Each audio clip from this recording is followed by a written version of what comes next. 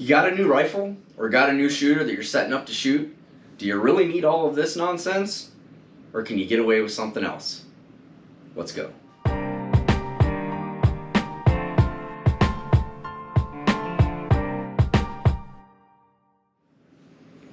What's up, guys? Joe here with ScruffyArms.com and the Scruffy fam. Hey, I hope you guys all had a really good holiday season. I've kind of taken it a little bit slower this holiday season to just focus on spending time with my family and just enjoying life. So today, what I wanted to talk about was there's a lot of people who probably just got brand new firearms, whether it be through the holiday season or as you're getting your tax returns and you're deciding to buy a new firearm. I hope this video can be helpful to you. So in my business as a gunsmith and a firearms dealer, I get a lot of people that ask me questions, anywhere from the seasoned gun owner to the brand new person looking to get into something, or the person that's looking to get back into firearms after a long break. And each one of those conversations has led me down a different path on what my recommendations are. And as people get new stuff, the different types of people that I talk to are the ones that are like, I just want the thing that does all the things and I'm good to go. And I usually have a pretty decent recommendation for that. Then there's ones that are like, okay, I want to get this, but then I want to upgrade all of this. And then you've got the people that kind of fall in between. They're like, I like this rifle, but I want this thing added to it. Can you do that? So today, I kind of want to talk about all of those things when it comes to setting up a firearm for the different type of people that exist out there.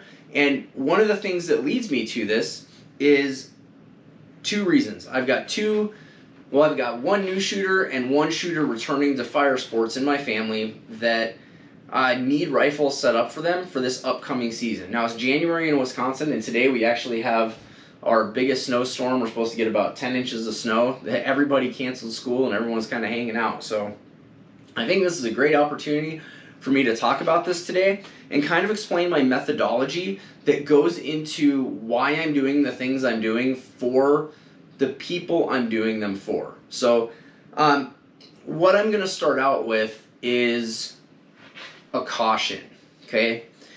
This is probably my most heavily modified rifle that I own. This is my Ruger American Go Wild and 6.5 Creedmoor. It is in an MDT Oryx chassis with a Yankee Hill, I don't even know what they call their adapter for their suppressor. I've got a Yankee Hill Resonator K that goes on the end of this for some noise reduction. I've got a Right-On 3 to 18 by 50 first focal plane MRAD reticle, zero stop, all the things. I've got an SME bubble level on this. And I've adjusted this trigger down to about a 2 to 2.5 pound pull. I have done so many things to this rifle that the intent behind this was to do all those things. When I came into this rifle, the thought process was, I'm going to turn this into a dual use, that this could be just as much fun to take out to 1,000 yards and target competition shooting as it would be to take into the woods and go hunting. That was the intended purpose behind this rifle. But I'm also a gunsmith and been into firearms for, oh my goodness, almost 40 years at this point. I took apart my first firearm at 6 years old and I turned 45 this last December. So 38, 39 years into this now. So I kind of know what I'm doing. When you get a brand new person into firearms, this is not the way to go, okay? You will overwhelm someone, they won't understand the value added to doing this, and they may start to resent the dollar signs that add up to something like this. I will tell you right now that my Winchester Model 70 Collector Edition was the most expensive rifle that I've ever bought. What is into this rifle as it sits here is more than what that rifle was when I bought it. So, and that's off of a Ruger American Go Wild. So that is something to really understand and think about when you start talking about upgrading and modifying a rifle, that while it may improve the shootability and accuracy of a rifle, it's also dollar signs, and new people into the firearms sports don't always understand that some of those upgrades will be needed to get the desired results. So that's a caution that I want to talk about before we get into this. So first, what I want to talk to you guys about is for my dad. My dad is a military veteran. He was an SP in the Air Force, so he's been around firearms, he's shot firearms. He's very familiar with AR platform firearms and 9mm pistols, okay? And I did a previous video where I talked about the Smith & Wesson M&P Shield EZ. That is his new everyday carry pistol, right? And we got that because he's got arthritis, and that's easy for him to rack, and it's 9mm. He's used to the recoil on that. He really, really enjoys it. This last year, he moved from Arizona to Wisconsin, and he has been hanging out at our house, helping out with the kiddos. And during this last hunting season, he was over here all the time when I would go out and hunt, and really, really helped a lot. Him being here made it possible for me to hunt as much as I did, and I am forever grateful for that. And because of that, I was able to get more opportunities on deer than I've ever gotten, and harvest fall turkey for the first time in a very, very long time. So that's all thanks to him. And when we started talking after these hunts, he really started to get intrigued by the idea of going hunting. My dad is a very avid outdoorsman. He loves camping. When he was in Arizona, he'd go up to Flagstaff a lot to a friend's cabin and just be out in the woods. And that's something that he was really, really looking forward to here in Wisconsin. Is we live in a small town. We have a state park right in our town. We've got public land less than 10 minutes away from my home. I live off of a river. There's just so many outdoor opportunities here that he started to talk to me about getting into hunting for this next season. And as we got into that conversation, one of his biggest concerns is recoil. And I can understand that. When he sees me taking a .338 Win Mag out to shoot, that can be a little bit intimidating. So we really talked about, okay, what are you comfortable with? What are you looking to do? What do you actually want to do? And he's interested in whitetail deer hunting. That is what he's going to hunt, is whitetail deer. Now, as he gets comfortable with that, I may take him to hunt pronghorn, but that is what we're looking for, is whitetail deer. So because of that, what I did was I really dove into the manuals and looking at what recoils lightly. And, you know, the ubiquitous is the 243 Winchester. I think I did a video comparing the 6.5 Creedmoor and the 243, and I talked about how the 243 is a more versatile hunting rifle for whitetail and down. But when it comes to for whitetail deer, if you really lay out the mild recoiling deer capable cartridges, you know, I think that the 6.5 Creedmoor is better than the 243 when it comes to whitetail deer. Now you can argue with me about that, but you're getting a higher BC, a bigger bullet. I just think it's better than a 243 when it comes to whitetail deer. I also have a 7.62 by 39 that I also think is very, very good for new shooters, and I'll get more into that here in a minute. So because of all of that, what we decided to do was we're going to go to the range, and I'm going to have my dad shoot the 6.5 Creedmoor. That's going to be our max that we're going to start at, okay?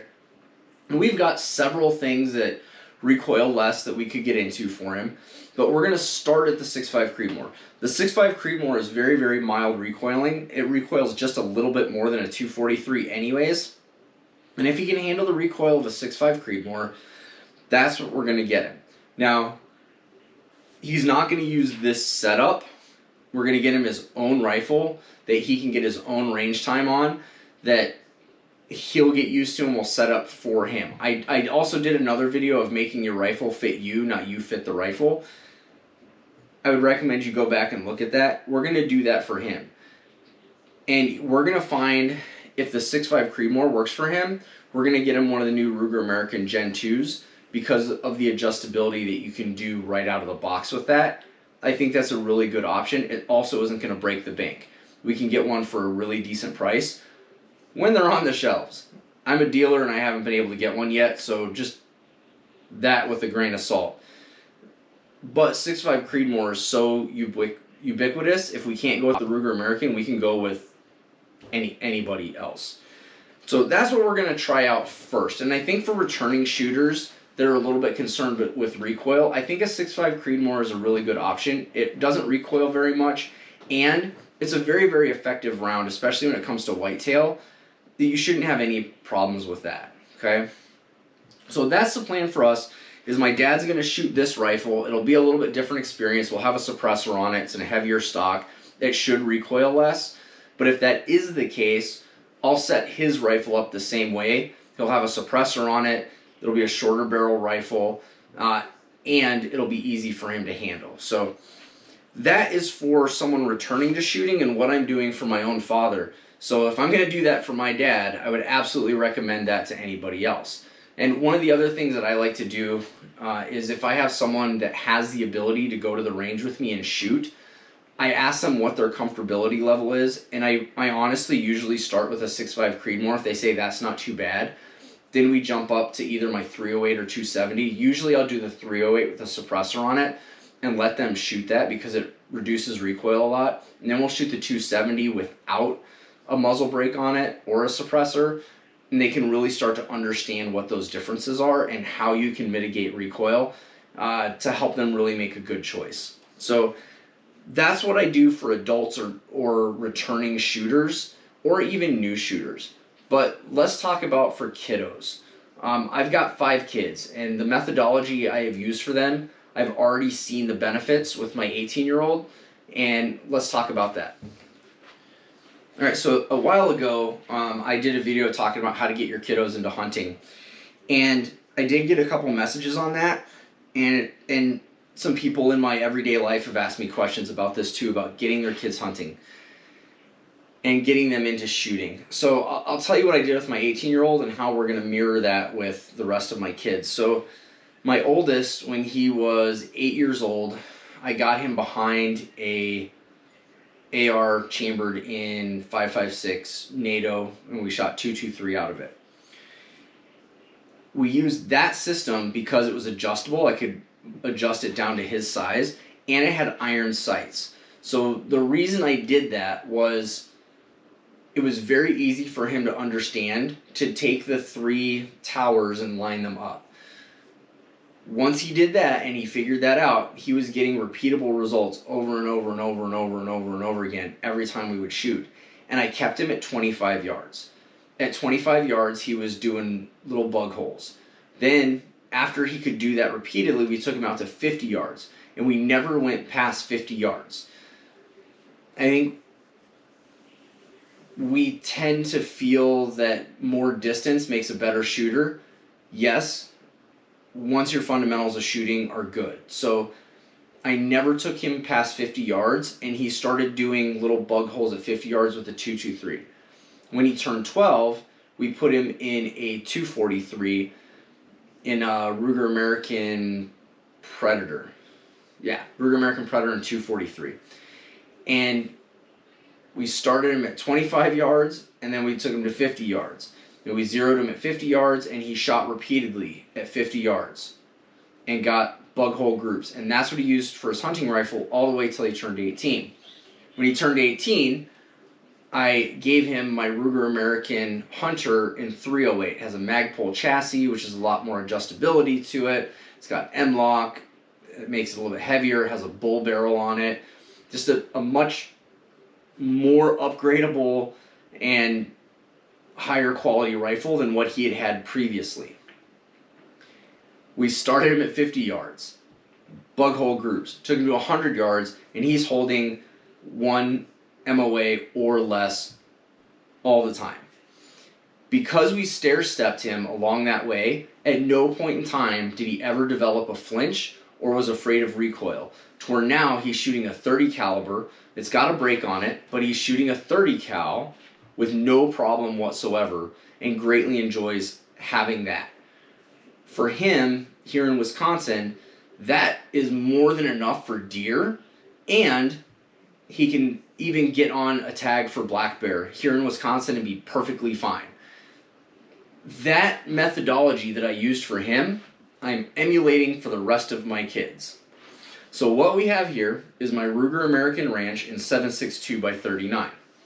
The 7.62 by 39 actually recoils about the same or less than the 223, and it's a 30 caliber. Personally, I think this is a better kiddo hunting round than a 223 or a 243. What this does is it gives the ability to keep this chambering all the way until they're a little bit older, where they can move up to something else that they might want based on what's available at the time. So when we look at this chambering and this setup, I specifically wanted something that would be modular so that we could adjust it down or up to grow with someone or adjust for other shooters. I also didn't want to put a high power optic on here. I wanted something that'd be easy for the eye to pick up and something easy to still identify your target. So we put a red dot on here. I did a video not too long ago about red dots on bolt action rifles, and when you really think about everything combined here, the 7.62 by 39 is better than a 30-30 when it comes to ballistics, but it has the same type of range as a 30-30 does. You're not going to shoot a deer with this past 150, 200 yards at the most. Anything within 100 yards, this is going to smoke it. So understanding that and understanding where I hunt, that none of the shots are past 100 yards, this is the perfect setup for a kiddo. Now this Sharp Brothers Heat Seeker chassis makes this thing heavy. This is a 9-pound rifle as it's set up now. This is not something you're going to carry around in the woods.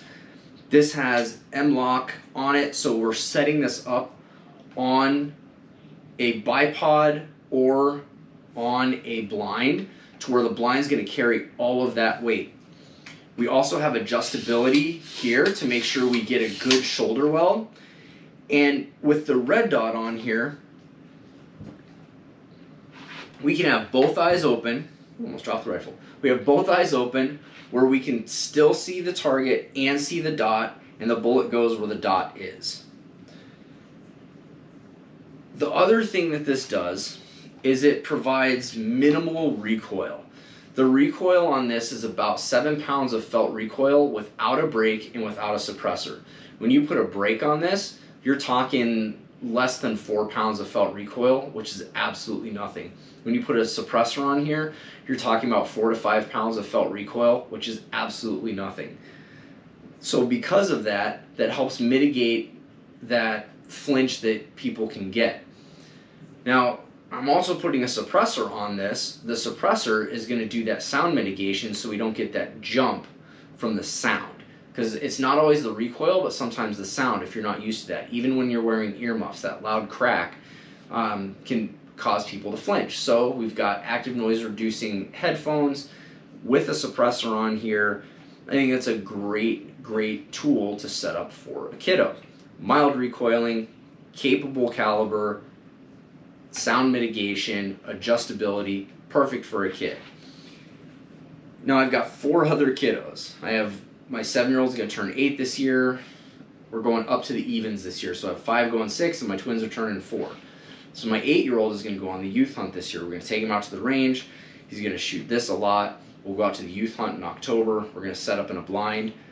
Now, if we get something great, I'm just taking him out for his first experience, sitting out in the blind, understanding the woods, what's out there, what to look for. That's going to be the biggest thing of going out there this year. And this type of rifle setup is perfect for that. It's a capable 30 caliber, extremely light recoiling, in an adjustable firearm, great for kids. And I think that's something when we start getting kiddos in that we automatically think of, oh, I need to get them a 243, or I need to get them a compact. I don't think that's the case anymore. When you really start looking at the different firearms and calibers that are out there, you can get something that is mild recoiling. You can mitigate that recoil even further and it still be capable for medium game. What I decided with this, the reason I decided on this instead of a 243 is this recoils considerably less than a 243 does, almost 2 to 3 pounds of felt recoil less, and it's a 30 cal where the 243 is not. Now I just talked about the 6.5 Creedmoor. The 6.5 Creedmoor recoils more than the 243. I think that we may now graduate to the 6.5 Creedmoor when they turn 12, and I think that will be a really good option, but we'll spend the first 4 years on this as a mild recoiling, good enough for medium game deer here in Wisconsin to get really, really comfortable with this. My 6-year-old, when she turns 8, same thing. We'll get her on this and let her shoot, and this will be what she uses until we get her into something else. So that's kind of my methodology for all that, guys. I'm going to be transitioning my kids from lower recoil to a little bit less recoil for them to decide. And if they like the 6.5 Creedmoor enough that that's what they use forever, then that's fine with me. As long as they understand the fundamentals of shooting, have something capable of harvesting the animal that they're hunting, that's the point of all of it. So what we did today, guys, was I showed you the setups for someone returning to shooting or someone brand new to shooting, and kind of my methodology of that setup, and for kiddos. Now, I'm using Ruger Americans because that's the budget friendlies that I have enjoyed, but there's plenty of other rifles. When you're looking at all the different brands of rifles, the things that I really want to encourage you with is which ones give you the adjustability and which ones give you the caliber choices that you're looking for. Ruger is not the only ones that do that. Okay, they're not. Browning does, Winchester does, Savage does, Tikka does, Bergara does. There's a new Stevens Arms that is coming out with their 334, extremely budget friendly. Mossberg does, Christensen does. Whatever budget that you have that you want to invest in something, there will be a caliber and a rifle for that. My biggest caution when it comes to kiddos is that you want to take the complications out of the equation. When we look at something like this, there's a lot going on with this rifle. Okay? It may not look like there's a lot going on, but you take a new shooter and you put them behind something like this, they're going to be like, what do I do? You put them behind something like this, put the red dot on the target, pull the trigger. Okay? We don't want to overcomplicate things when it comes to new shooters or people returning to shooting sports after a long break. If you got someone that is extremely comfortable with shooting and been around for a while, this is probably a setup that they're going to enjoy a little bit better. But complicating things never makes anything easier, okay? So, guys, I do really appreciate everybody that subscribed, following along here. This is my thought process and my methodology. I love to have conversations with you guys. Let me hear what you think, the ways that you go about doing things. One thing I didn't mention is both of these are in chassis systems. The reason I put these in chassis systems is because I've got a lot of experience with firearms. I don't usually upgrade the chassis for new shooters until they tell me what they want, because there's tons of chassis systems out there and each of them offer you something else.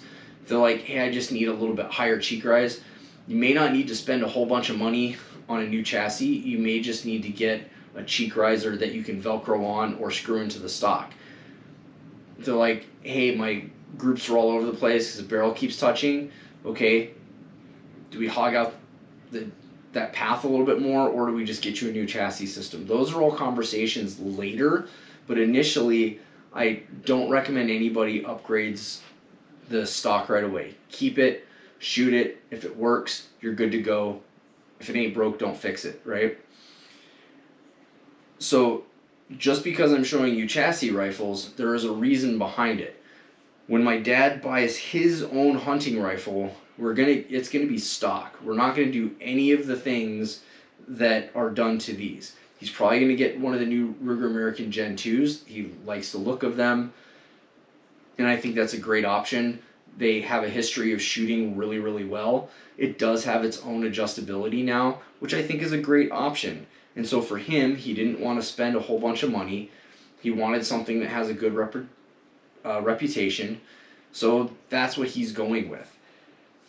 I've already told him, you don't need a chassis for it. Shoot it as it is, and let's see what happens. So, guys, again, I'd love to have the conversations. Tell me what you think with this. We got a lot more videos coming up. I kind of took a break for the holidays. We had a bunch of stuff go on. So I really, really do appreciate all you guys.